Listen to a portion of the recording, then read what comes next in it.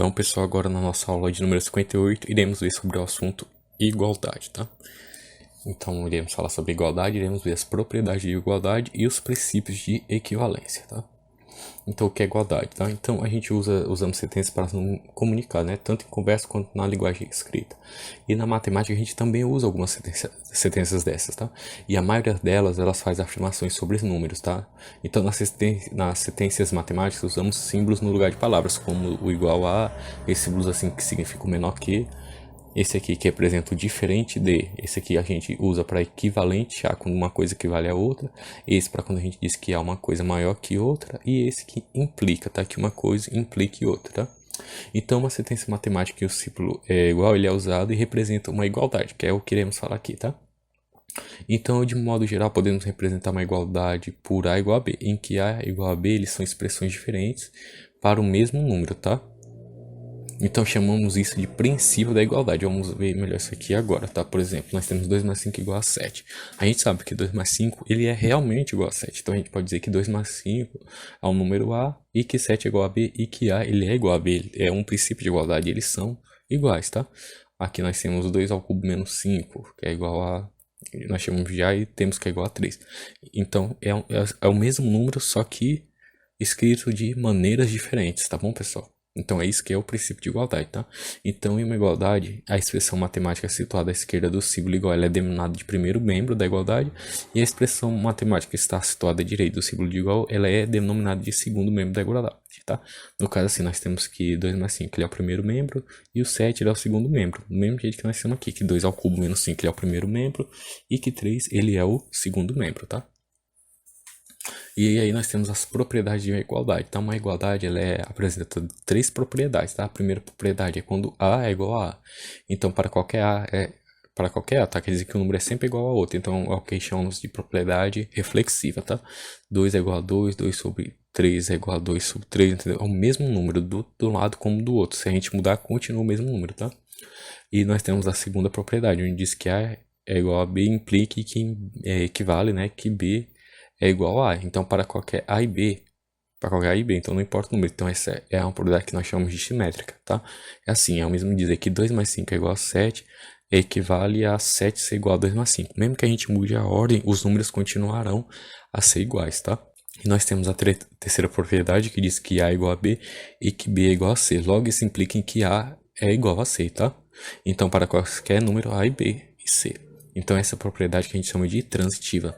No caso aqui, nós temos que 2 mais 5 é igual a 7 e que 7 é igual a 8 menos 1. Isso é o mesmo que a gente dizer que 2 mais 5 é igual a 8 menos 1. Então aqui nós já temos um terceiro número que é igual aos outros, que equivale, entendeu?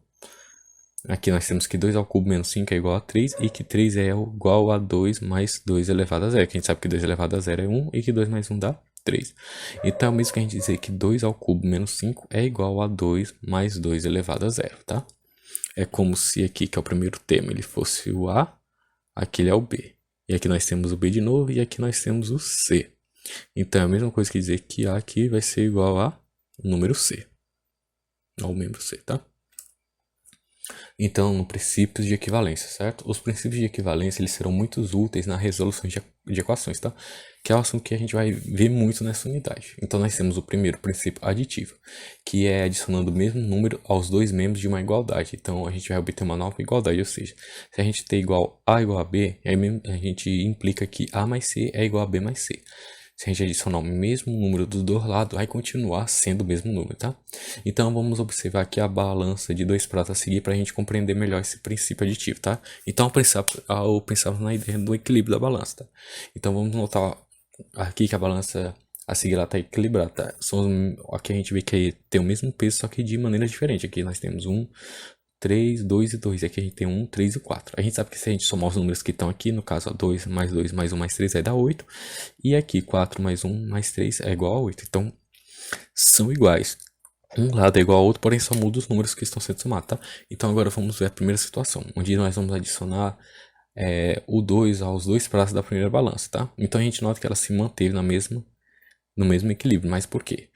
Tá? Porque não mudou, a gente adicionou tanto o peso de um lado como do outro, então se manteve igual. Então devemos adicionar os dois, o 2 aos dois membros da igualdade original para mantermos essa sentença verdadeira. Então aqui ó, nós vemos que a gente tem a sentença original, que estava ali antes, e adicionamos mais 2. E do mesmo jeito, no outro lado a gente adicionou mais 2 e ficou como na suma final 10 em cada lado. Então o número se manteve, tá? Então na situação 2, né? Se a gente retirasse o 3 dos dois pratos na primeira balança, a balança ia continuar em equilíbrio do mesmo jeito. Porque aqui, ó, 1 mais 2 vai dar 5 e 1 mais 4 vai dar 5 também. Então a gente tem que fazer o quê? Subtrair o 3 dos dois membros da igualdade original para a gente manter a sentença verdadeira. Vai ficar 5 de um lado e 5 do outro. Então eles vão continuar iguais, viu? A gente vai continuar a manter esse princípio de igualdade. Então é isso que ele é o princípio ativo. E nós temos o princípio multiplicativo, tá? Que multiplicando os dois membros de uma igualdade por um mesmo número, obtemos uma nova igualdade. Ou seja, se A é igual a B, nós vamos multiplicar que A vezes C é igual a B vezes C, tá? Então vamos observar a balança aqui para a gente entender melhor. Digamos aqui que nós vamos multiplicar por 2 a massa em cada prato na primeira balança e ela continuará em equilíbrio, tá? Então nós tivemos, digamos que esse número aqui em vermelho, né? Esses quadrados em vermelho, era só o que tinha na balança antes. Então a gente adicionou esses outros aqui que estão fora, tá? Adicionou a mesma quantidade. Se tinha um quadradinho, né, com um bloco número 1, a gente adicionou mais outro bloco número 1. Tinha um bloco número 3, a gente adicionou mais outro bloco de número 3. Tinha dois blocos de número 2, a gente adicionou mais dois blocos de número 2. E a mesma coisa aqui, tá? Então a gente deve multiplicar por 2 os dois membros da igualdade original para a gente manter a sentença verdadeira. Então nós só tínhamos apenas 2 mais 2 mais 1 mais 3 e a gente multiplicou por 2, já que a gente adicionou 2 de cada. Aí ficou 16 aqui. E do outro lado a gente fez a mesma coisa, continuou 16. Então continua um princípio de igualdade. Os dois lados são iguais, embora os números sejam diferentes, tá? E aqui a gente vai dividir por 2 a massa em cada prato da primeira da balança, tá? Continua em equilíbrio. Então a gente vê que retiramos uns quadrados, tá? Então a gente deve dividir por 2 os dois membros, sempre os dois membros, não só um, para a gente manter a sentença verdadeira. Então se antes a soma dava 8, quando a gente dividiu por 2 vai dar 4. Então a gente percebe que continua o mesmo resultado, embora os números eles sejam apresentados de maneiras diferentes, certo, pessoal?